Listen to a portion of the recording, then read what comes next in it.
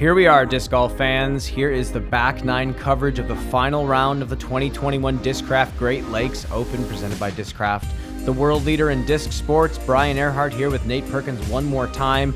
We move into this back stretch of the toboggan for the last time of the year. I'm speechless. We've gotten to watch some phenomenal highlight-heavy disc golf, and this card is not disappointing. It's not disappointing at all, Brian. We've got 1,700 disc golf fans in attendance, and they can't decide who they want to watch. I mean, we've got a lead card that is just tearing up the front. Look at Kyle Klein and Eagle McMahon, but James Conrad also shooting 8 under on the front 9 with 5 circle 2 putts on the front. So, and he's on the third card. You know, the fans just couldn't decide where to go. You could hear the gallery erupting all over the place. You know, I was doing the on-course reporting. I couldn't decide where I needed to be. You know, it was a special Sunday in Michigan. And we moved to hole 10, and like you said, the toughest stretch of par 3s in disc golf, 10 through 13. Here we go. Toughest part about this hole is throwing an uphill hyzer flip through a gap, trusting the stability of a slightly less stable disc, and if you miss it, you're doing exactly what Emerson does. And this is a common play that's starting to happen over the years.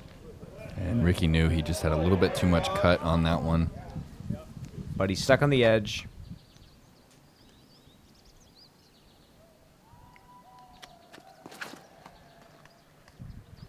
Corey going a little high.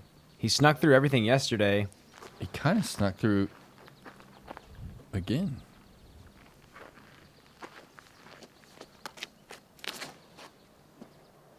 Oh, super quick flip roller from Simon. And he does. It misses the tree. He is putting for birdie from circle 2.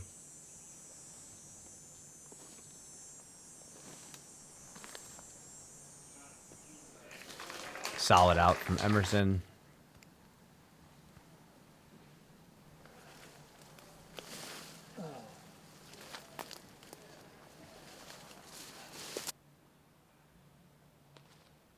Little spinner from Rick. Low left.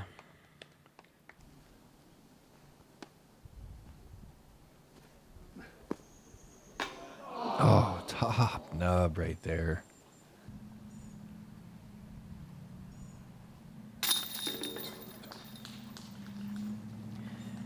Yeah, this stretch of 10 through 13 requires 4 immaculate high-level tee shots to even have a circle 2 look on some of these holes. Yeah. You and I were just discussing that it's potentially the hardest stretch of par 3s on the Pro Tour. We move into number 11, 370. The wind is really tough on this hole when it's picked up. Throwing this high knife anhyzer that flattens at the end, you have to throw a flippier disc, but you have to somehow get it to pan out at the end. Wow. Because you're throwing it so high, you can't throw an overstable disc. No way! A shot, and that was exactly what you described, Brian. High knifing anhyzer that also flattens out. That's as good as we've seen it thrown. Ricky might be matching that. Okay. Edge of circle 1. He's going to have that death putt. Flatten out just a bit too much.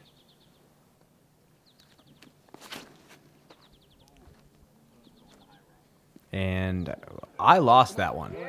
There it is. Wow. What a shot. So I want to show you what Corey has to do here. We're looking at the back side of him. He threw that on the hyzer. That's how flippy the disc is that he threw, Nate. And you have to get the disc up in the air. It's such an underrated technical tee shot. Corey is parked. Yeah, baby. Oh, that's really bad. Yeah, it is really easy to do exactly that and just stall it out, not commit to that steep ante angle. That's not even as bad as it gets. I mean, if you see players like really stall it out and they can be, 300 feet down the hill in the blackberry bushes. Circle's Edge death putt here for Ricky. Ooh, spin putt from 35. That is a great birdie for Rick. He's got work to do.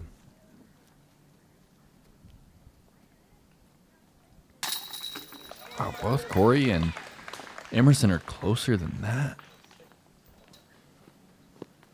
You usually only see one, maybe two, I guess really just one decent shot on this hole, let alone two park jobs.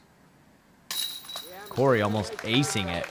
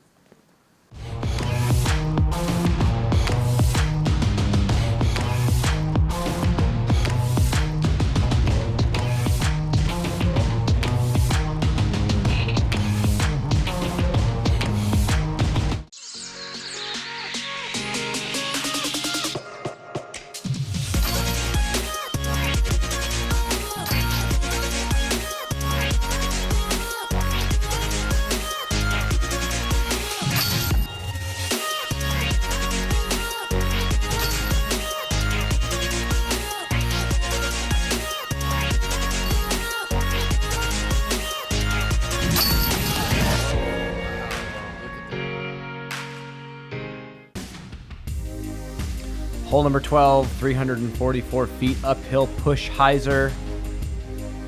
Another one of those shots, you don't just get to throw a hyzer. You don't just get to throw a stock shot. You have to shape a high-speed driver on a very specific line up this hill. This plays way more closer to 400. Oh, that's a great shot from Emerson. Oh my goodness. And let's jump back. Let's jump back to Emerson throwing a perfect subtle hyzer up the hill. He really jams his hips. Boom. Super compact. Really, again, never gets to a full extension even on that powerful of a shot. He really is good at trusting the angle of release. Has some of the best core rotation. Yes. Being a hockey player in a previous life, I'm sure some crossover is definitely happening. Ricky puts his to circle 2.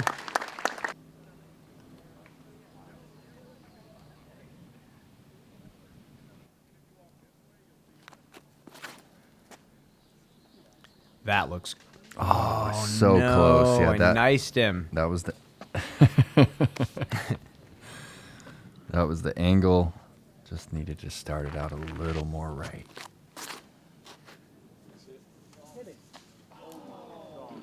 Yikes.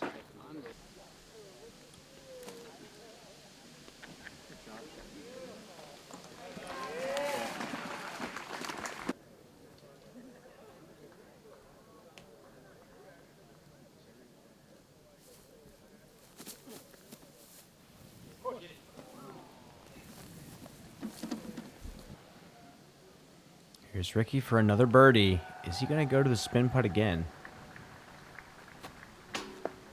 And he did. It's so rare to see Ricky miss this many putts in one round. And you can see he's just a little deflated. He's one of those players that he plays for the win every tournament he goes for. Yeah. And not saying he's giving up by any means. The man is still birdieing holes, but you can just tell that it's just not the same. When he's not putting to stay in the lead or contend for the lead, it's just a little different. And you kind of know at this point, coming down the stretch of a big tournament, you can't make that many mistakes and try to win anymore. All right, hole 13, one of the premium par 3s at Toboggan, 526. And look at this gap. We've got a low ceiling gap that is 450 feet away from the tee, and you can't even see the gap. Yeah, it's pushing the tree line on the angle you need it to be on and trusting that break point. The moment it needs to get right, you know, you have to get that really, really, you know, down on this one. And this looks great. Wow. Wild ride.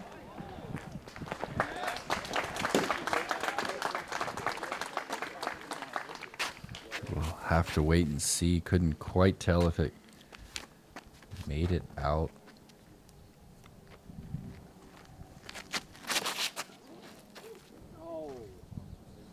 Early.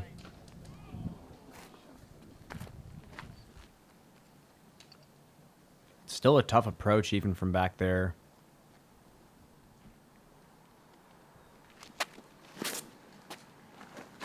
Ooh, that's wide. Hook. That's got to keep coming. Oh, it clipped something. It's going to have a 200-foot approach. Let's see if Simon goes with it. Yeah, backhand turnover. I love this line. I think he might be going roller, Brian. Really? I think it's that same flippy disc. I Huh? don't even know what line he's taking. What?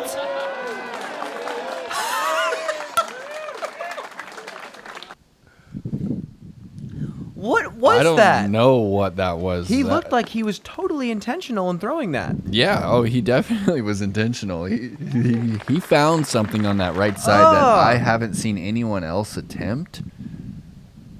That's usually where most misses go, and he played it on purpose. All right. You learn wanna something text him new right every now. day. Yeah. Go ahead and send him a page on his beeper. Tell him to get a hold of you. Oh, Just Emerson. off the top. Can't even see the bucket. He is so close. He went through everything on the right side. No. Simon. This reminds me of when he parked the island on the last hole at Throwdown the Mountain and missed the putt for the most incredible eagle of all time.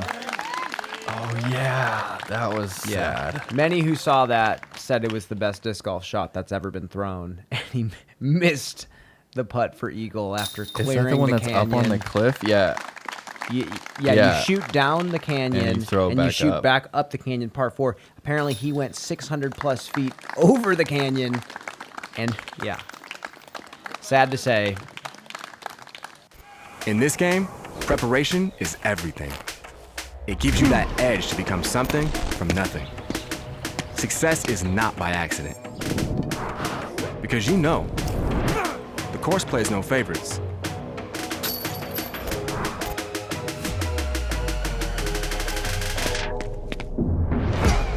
You know what it takes to be the best. In this game, detail matters. Idiosyncrasy. Hole number 14. Throw as far as you can. Throw pretty far uphill. Park this basket back in the corner, tucked away. There's a few points of reference. There's that sign right in the middle. There are the ropes that are about 80 feet away. This one is just put yourself to your comfortable position.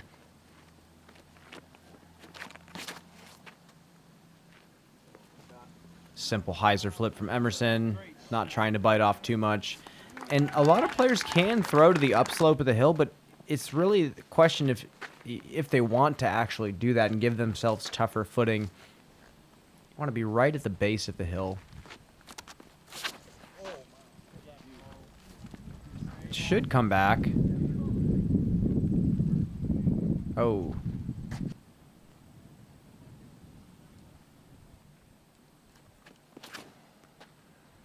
Corey rocks that Jordan hat everywhere he goes. I love it. Corey's looking fresh. Solid drive. Let's see what Simon goes for here.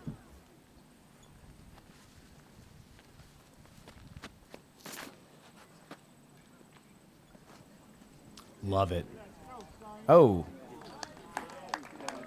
Yeah. Oh, that's huge.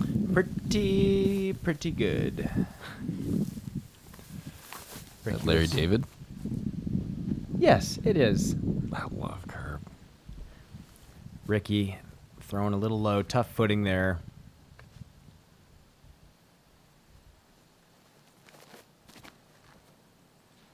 Yeah, the difficulty of this approach is, whoa, look at that forward skip right there. The difficulty is getting the perfect forward skip Yeah. off the top of the hill underneath the ropes. Yeah, underneath the rope, Yeah. right?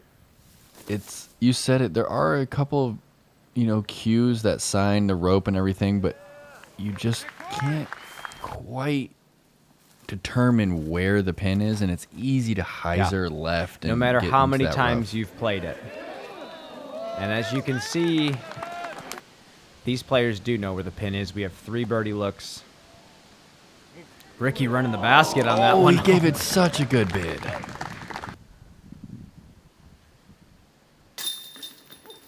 Corey grabs a birdie, moves to 21 under par. He'll be tied for 6th. Emerson is still right in this. And he's lining up another birdie.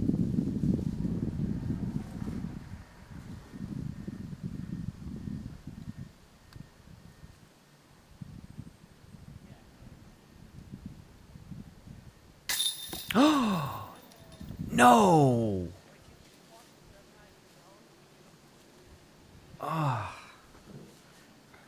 I felt that, Nate. Yeah, I felt it too. That's 2 today. Inside 20 feet. He can't believe it. Still has a stretch of birdies left, but he still has to survive number 15. And then it's off to the races, moving into the next section of the course. I am shook. This has been an absolute incredible round. It's a treat, Brian. Emerson missing a couple of short putts this round, otherwise playing a fantastic round of disc golf. We move into this back stretch of the course. Let's see how these players do. Moving into 15. Hole 15, it has been playing as one of the hardest holes on the course. That tee pad right there was the tee pad for another par 4. And it's 400 feet to get to that pad. So the approach here is just so dependent on where your drive is. Most of the time, right away whether or not you have a chance to play for birdie. This man right here has birdied this hole twice. He's birdied it both times he's attempted it. And that is a huge hyzer. That's exactly what you want. He's right there. I wonder if he's going to throw standstill again, like he did yesterday. Simon puts a good move on this one. It's flattening as it's moving left, gaining the distance needed. That's a good shot, but he's out of position. He would have to throw a 500+ foot shot. Emerson's been starting these discs out on some steep hyzer angle. Wow! Double wow! That is huge. That's as far as I've seen a drive get up there. Oh, look at him just talking about it, flipping up. Ricky going a little flatter. It's got to keep coming left.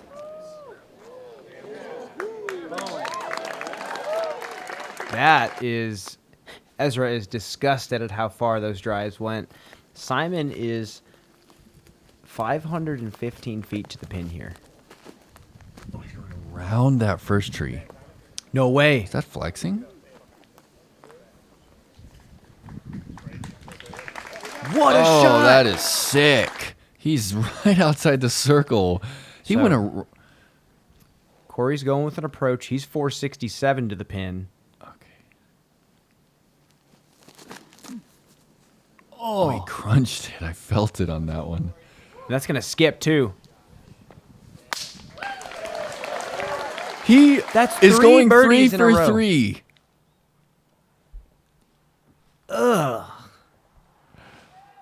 Corey, it has been an absolute pleasure to watch you throw shots out here in Michigan, man.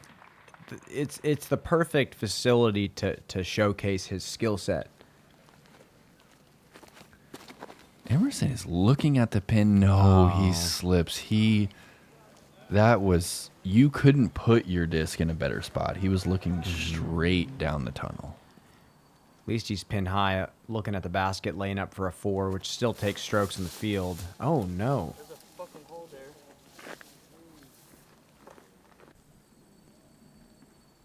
This is Ricky for a big save. Oh, just left. And even with this bland round, Ricky is still tied for 8th. He's still putting together a decent score. Simon for birdie.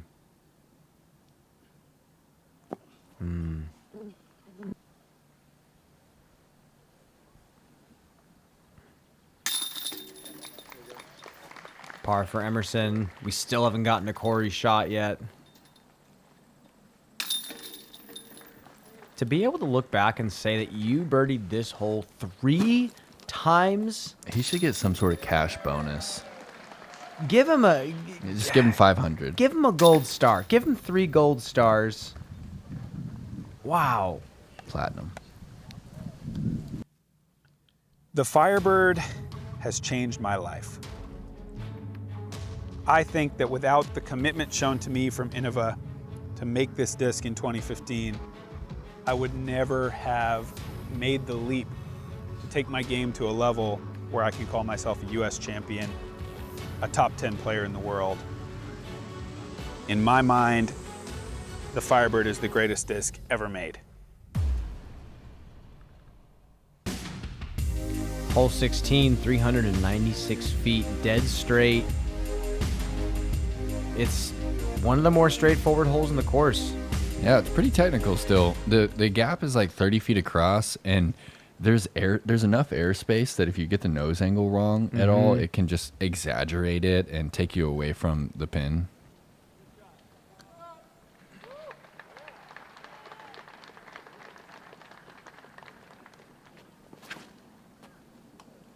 Nice and low. That's got a flare forward.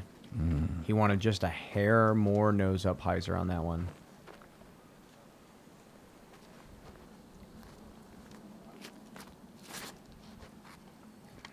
Look how gentle he throws that, Brian.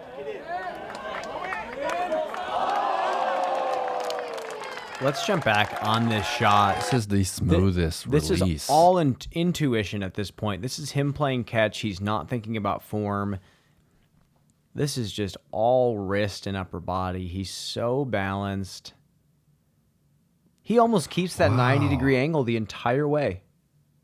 He really is so balanced. The way that the disc is just up here right close to his chest, and as his body weight moves forward, so does the disc, just gently lagging behind. And that's that kind of stuff you can't teach. You cannot teach feel. That comes from just years of experience. Beautiful shot from Simon. And you drove a point there, Brian, that has really helped me. Is these players, when they're at this part in the tournament, they are going off intuition. They are not 100%. going off. They're not in the analytical mindset. They're not thinking about how to do it. They're looking at where they're throwing, and then they're allowing their body to just do it. Yeah, just calling upon that muscle memory over years and years of practice and experience. Whereas I still find myself in a headspace where I'm like, all right, Nate, like reach back. Yeah. Really hit this one, and thinking about what I need to do with my body, but that can be the downfall sometimes. It's that flow state you need to shoot a hot round coming down the stretch of this tournament.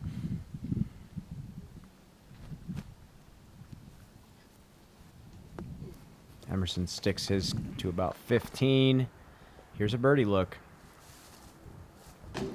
Oh, no. It's been a just visibly frustrating round for him.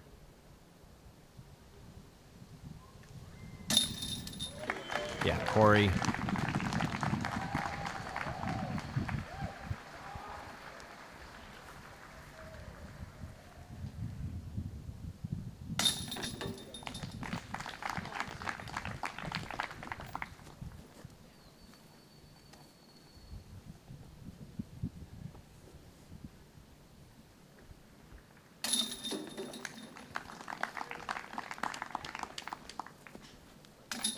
Not too shabby.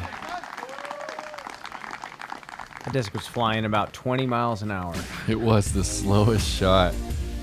Hole 17 is huge. They moved it back 100 plus feet, and the drive required to get into position on this one is, what do you think, 450 you need off the tee if you want to consider 450, birdie? 500, absolutely. Players are throwing out over the out-of-bounds road and trying to swing it back in. Oh, does this have what it takes? Is it too far left? Oh, and it sticks. What a shot. Perfect positioning. Come on, Corey.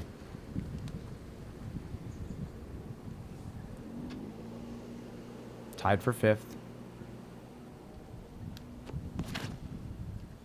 Huge.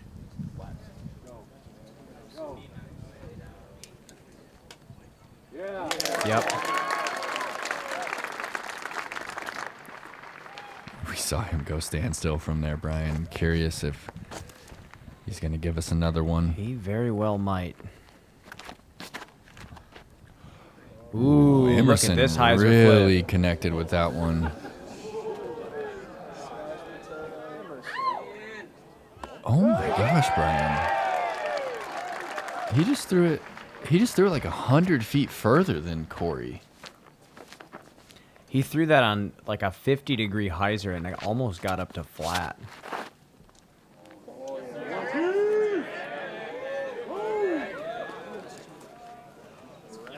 Both of those shots are huge. Oh, and he Look at beats him. that. Those shots are massive. Those are 520 feet. Wow. Here he goes with the standstill. Look at this, Nate. Huh? Corey, that's a 450-foot shot up that hill.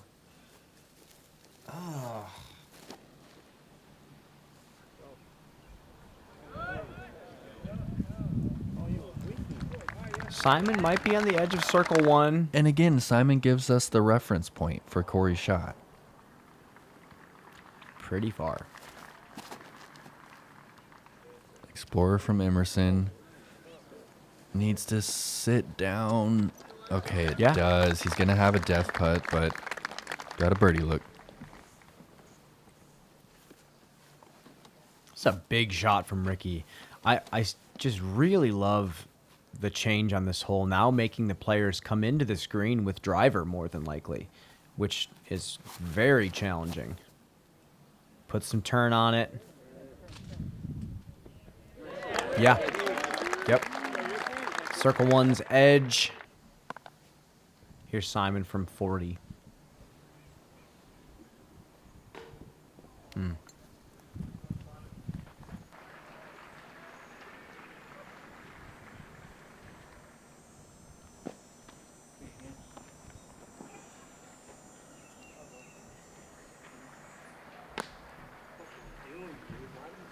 So bad on the last 5 holes every round.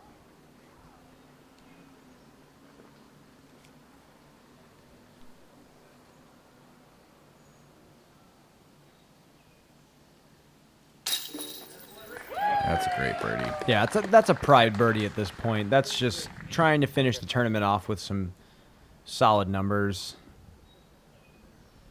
Take your money and run.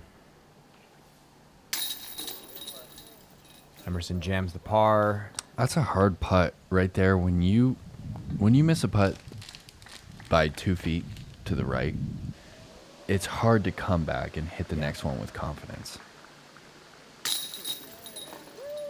Corey, no problem, just playing catch uphill, 450. Standstill birdie.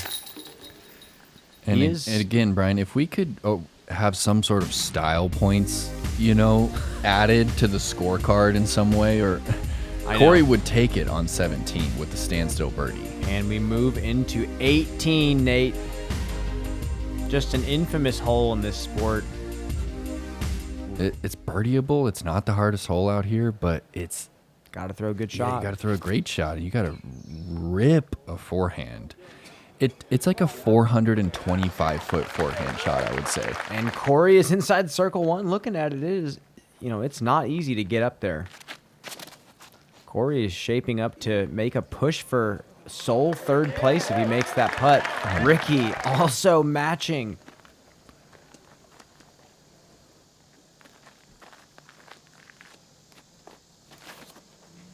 Roller?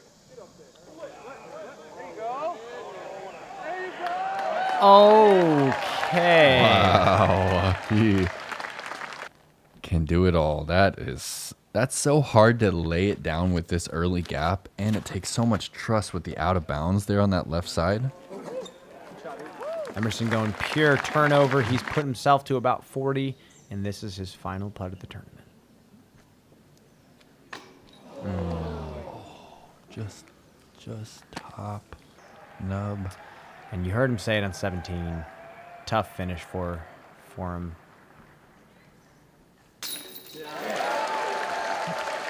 What a tournament. Please give us the Gatekeeper rewind. It just had enough speed running out to catch on that weak side.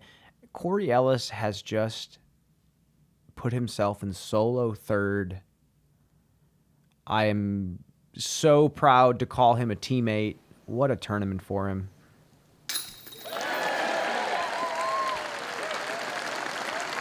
Michigan has come out in full force. It was special to be out there to see how many fans were in attendance, and they just want to see good disc golf, It's And pure. did they ever? Simon didn't have the round he wanted, but still did some things that absolutely blew the spectators' minds. The Toboggan is such an amazing place to showcase professional disc golf talent, and this year's event, Yeah, it's one of our premium phenomenal. venues. Shout Corey out to Ellis, the crew. 9 down, Emerson 8 down with a dry spell to finish, so close to brilliance. And as you can see, what a battle between first and second. Eagle McMahon coming out on top. Epic finish. Check out all the disc golf coverage of this week. Make sure to subscribe to Gatekeeper Media on YouTube. We have so much more disc golf content to bring you this season. Nate, closing words. Thank you to Gatekeeper Media. It's an honor. This has been one of my favorite events to sit here and watch with you and commentate with you. And yeah, thanks to all the players for the nonstop entertainment. Corey Ellis has just put his name on the map.